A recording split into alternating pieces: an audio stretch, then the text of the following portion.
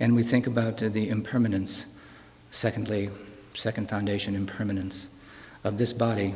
It's like a bubble. It's fragile. Its time, our time on this planet is unknown. Death could come at any time.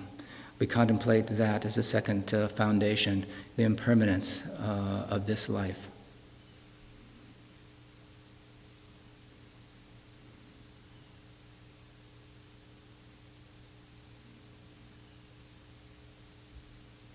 And thirdly, the karma, the law of karma,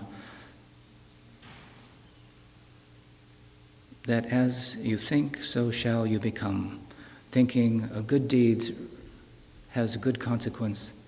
Thinking and acting improperly with little discipline or moral conduct leads to bad karmic consequences.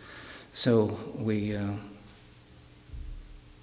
turn our mind to the law of karma and dedicate ourselves to the purification and cultivation of purity of thought in body, speech, and mind.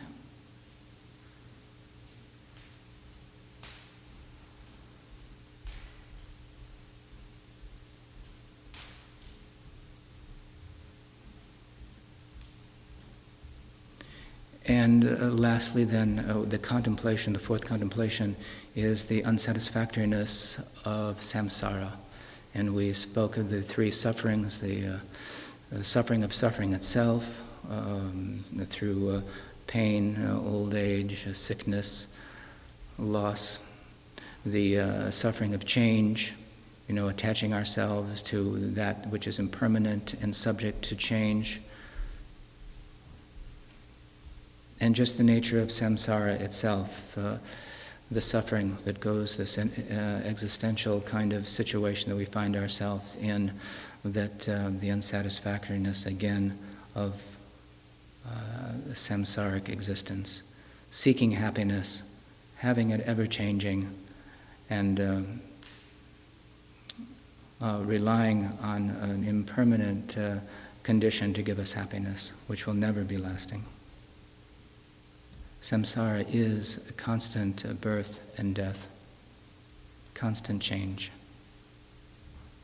And wishing it to be otherwise is just like it says in the sutra, honey on a sharp knife blade, licking honey from a sharp knife blade.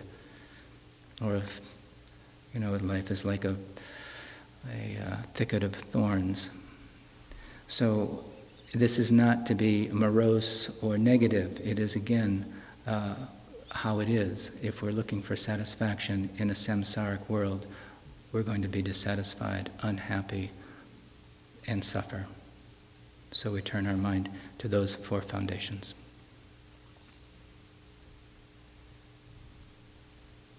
Contemplation of these gives us some momentum and serves as a catalyst for our practice. So we keep these in mind.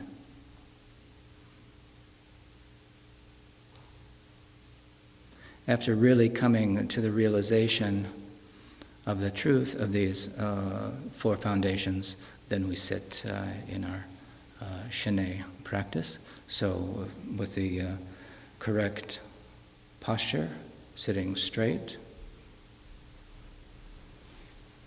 hands in the lap or on the knees, whatever is most comfortable. Pull up and constrict the anal and urethral sphincters and release. Chin slightly tucked in, tongue resting on the roof of the mouth, eyes relaxed, 45-degree angle down, looking at an imaginary spot about 2 feet in front.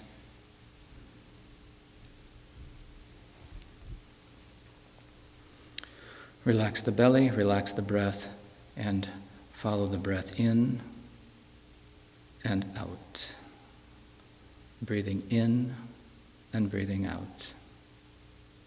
Not trying to push away thoughts, but not following the thoughts. Thoughts come to mind, we see them like clouds in the spacious sky of our mind, which remains untouched by the thought. and our awareness, our mindfulness remains on breathing in and breathing out.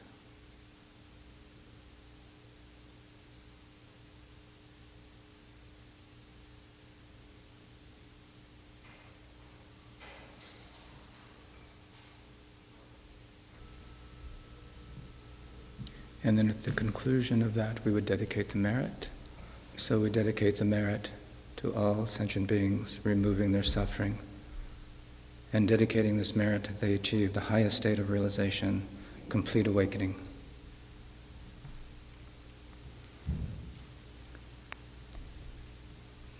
So that would be a practice that you can do on a daily basis.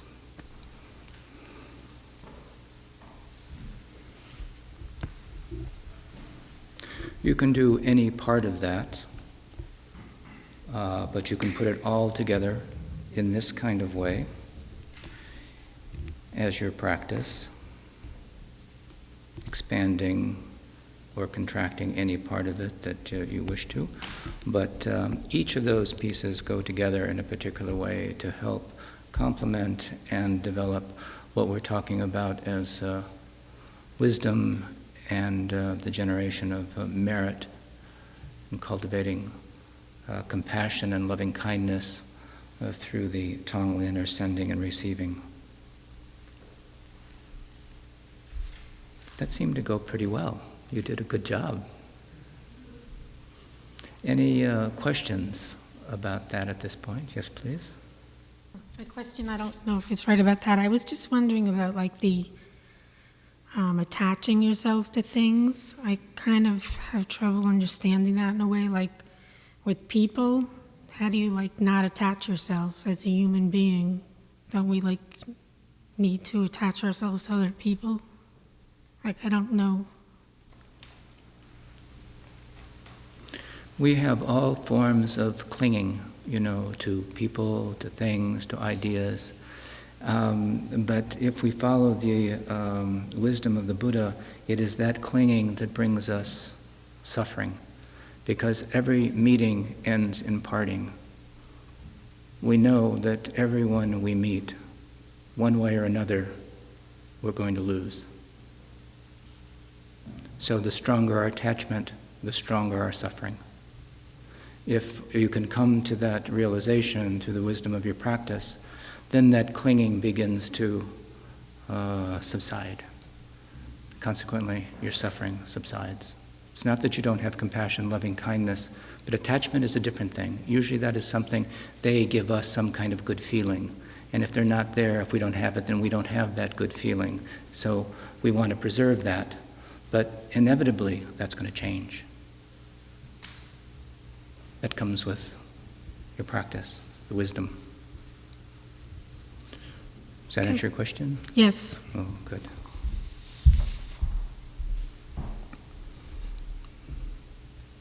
Please.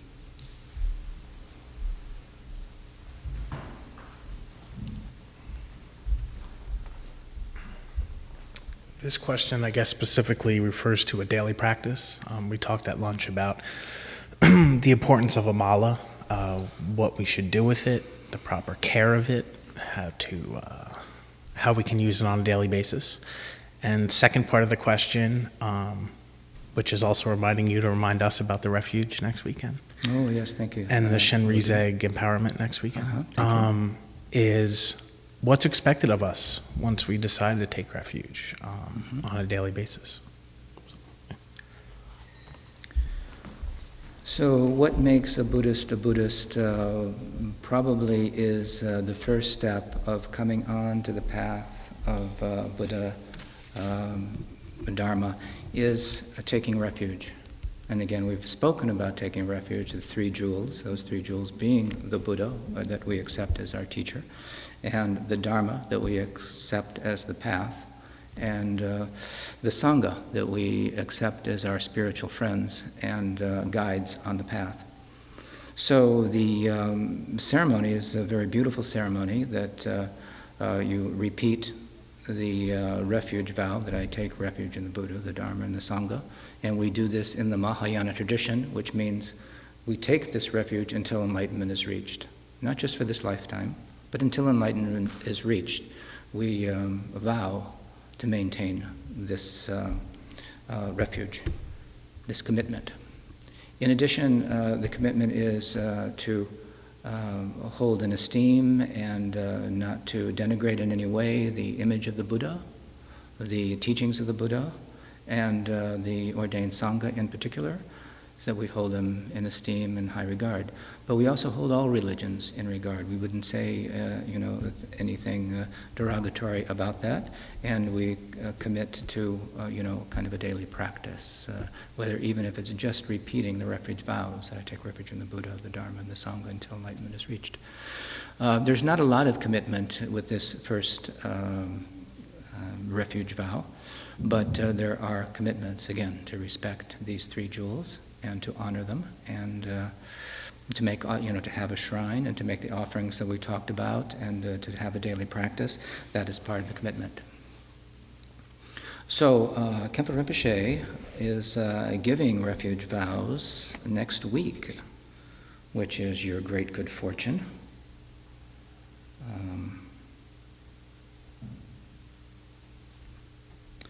And how that is done, again, the first two times you take refuge in the Buddha, the Dharma, and the Sangha. You give your given name, and then after the second repetition, you go up, a little bit of your hair is cut. You're given a new Dharma name, which means you are now treading a new path as a new person with a new identity. And then the third time, you take it with your new Dharma name. There's a place in there where you say, I take refuge, and there's a place where Rinpoche will say, and state your name. You say your new Dharma name. Then there's a point that in front of all the Buddhas, Bodhisattvas, and enlightened beings, we call those beings to serve as witness to this blessed event. Rinpoche will snap his fingers. At the time of that, the refuge vow is transmitted to you. Rinpoche is an embodiment of the Buddha at that time as his representative, but the unseen is also there giving you incredible blessings. So it is thought that taking refuge grants fearlessness. It's like sleeping in the lap of your mother. You are secure, safe, protected. That is really how the vow is to be taken, with that kind of idea. And it is said to grant fearlessness. Now that you've taken refuge in something that is not going to change, something that is not impermanent, something that will last now until you reach enlightenment. And that commitment is very powerful. It does, committing to that kind of thing until enlightenment is reached will allow you to find the teacher again, find the Dharma again. We're talking about your mind stream. If you have strong intention, practice the Buddha Dharma as we've talked about, that leads to consequences down the road. So this is very auspicious, that you're here, that you're listening to this. I know many of you are new to the Dharma, your first time really to KTD, or really listening to these Dharma words. So some of the words may seem new, but I invite you to continue your study. And I also saw resources here for beginning students. There's a little flyer that's out by the door with the other information. So it's recommended here Dharma Paths by Khenpo Rinpoche, which I've already mentioned. A Living in Compassion, which is by Bardo Tuku Rinpoche, the other Tuku. Tuku is a reincarnated being. So Bardo Rinpoche has been recognized as a reincarnated Lama. And The Heart of Mindfulness, another text on Shine, a tranquility meditation, what we've been talking about, explained in greater detail. In an introductory course such as this, there's only so much we can cover. And we did a lot. But, these teachers can bring even more understanding and clarity to this topic. So I encourage you to certainly read these things, and if you have the opportunity to study with them, that would be great. So next week, if you have the opportunity or are so inclined to take refuge with Khenpo Karthar Rinpoche, that would be great good fortune and most auspicious. Did I answer all of that question? Mala, thank you. So you see people with malas, the rosaries or prayer beads, and these are used to help maintain a count of your mantra recitation. So we were talking about the extraordinary practice of Nundro, 111,111 repetitions. That is generally done with something like a mala to keep track of your progress. And if you are doing something like the Chenrezi practice, you've had the empowerment and the lung, and you're doing that as your personal deity or yidam practice. Usually it's 100,000 repetitions per syllable. Now, Chenrezi is a 6-syllable mantra, Om, Mani, Padme, Hum. 6 syllables, 600,000 repetitions completes, in theory, the practice of Chenrezi. So you would keep count on your mala. And as I mentioned before, mantra itself means mind protection. So this idea, you'll often see people who are sitting or just kind of have time culling their mala, going through their prayers. This is a way that much better way than the myriad distractions that we use through the course of the day. So the mala is used as a tool, as a reminder. I wear mine on my wrist because I can see it. It's around my neck. I can't see it so much sometimes, so I get, oh, good. It's a little wake-up call. And so this is a way that you do the Vajrayana practice and keep count, of your recitations, mainly, doing your mantra recitations, keeping track. All right. So that is that. Oh, also there is the U.S. Affiliates, here in this, and it gives all of the different KTCs across the country. And if you haven't seen it and you wonder what's close to you, then this is up to date, I imagine, and that's good.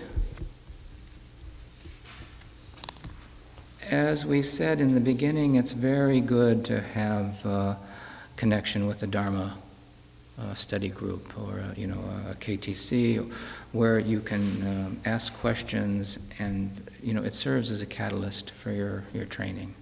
On your own, there's so many distractions, so many things that can interfere with your practice. At least once a week or every other week or at the least once a month, try to make contact with the Dharma Center. If KTD is close to you, then KTD would be wonderful to use as that center for spiritual inspiration and help. All right, what else? We've been sitting for about an hour, so why don't we take a short break? Stretch your legs.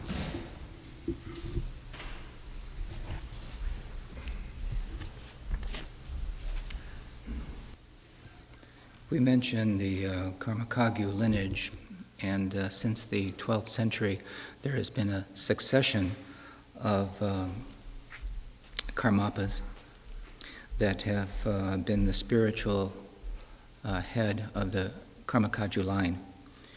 And currently, His Holiness Orjin Trinley Dorje is the 17th Jawang Karmapa, and I was asked to talk a little bit about a project that we're doing in Gainesville, Florida, where I am, the Florida Tibetan Buddhist Center, which is dedicated to bringing the treasured Buddhist teaching to the southeastern United States.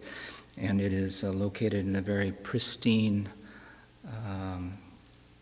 area on a beautiful lake that His Holiness has blessed and said that he would like to have made manifest. So, given that,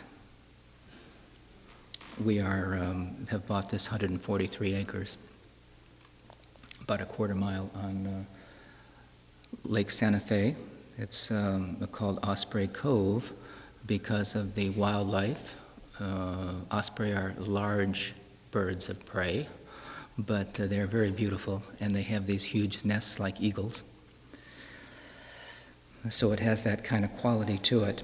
But I wanted to mention that to you. I was asked to let you know about that. It is a big project, and His Holiness wants us to preserve the Tibetan tradition, which is so rich in medicine and art and music and dance and so many cultural things that for the community and for the world, really, to help maintain this rich heritage. So our plan is to establish a winter residence for His Holiness the Karmapa, which he said he would like. If we build it, he will come, so we will build it.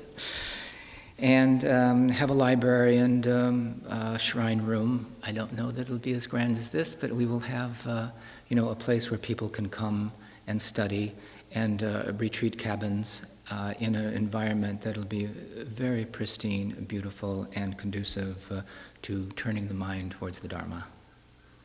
So for those of you who are interested in knowing more about this, there is a brochure that I just happen to have, and before you leave, I'll leave some of those out. This Florida Tibetan Buddhist Center, and we have created this.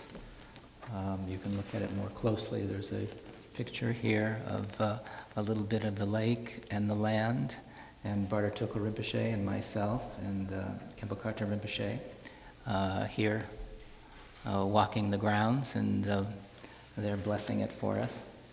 So, the more people that know about this, and again, you may strike a chord within you that you say that you know someone who might have an interest, or you yourself might have an interest, so we plant the seed about this. It's a huge multi-million-dollar project, and to have your help, whether it's by prayer or actual financial assistance, would be greatly appreciated. So thank you for asking about that. And I will have those brochures here for you.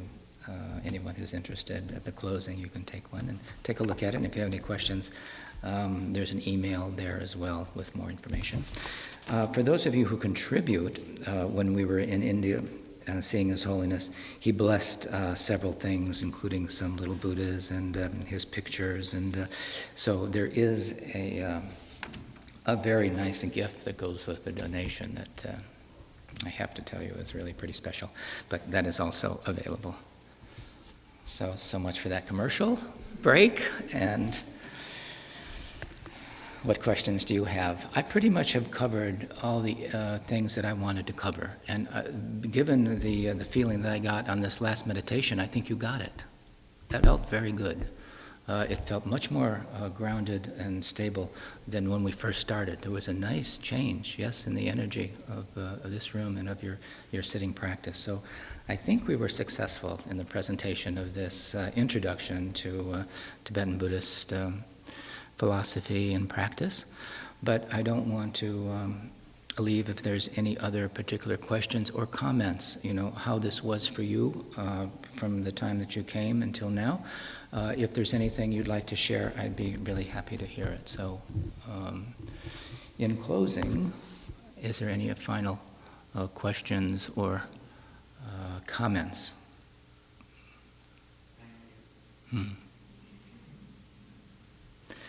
Yeah, I just want to reiterate what a fabulous, wonderful facility this is and what good is done here. So, I'm a little bit reluctant to say anything about this project that is underway in Florida, because I don't want to take from this huge project that's underway here as well. But, we have different predispositions and different callings and different attractions, so they're not mutually exclusive. We're all working for His Holiness the Karmapa and the spread of Buddha Dharma in really across the country. And there are very myriad ways of doing that. The teaching, but constructing buildings where people can come and benefit, not only now, but for generations to come. That is the idea, is to have a place that's like a lighthouse of wisdom and teachings for people who have lost their way. It looks like it's becoming darker all the time. So we need the Buddha Dharma to help transform the consciousness of the planet And certainly that will happen, and we can help it by our participation in starting with yourself, you know.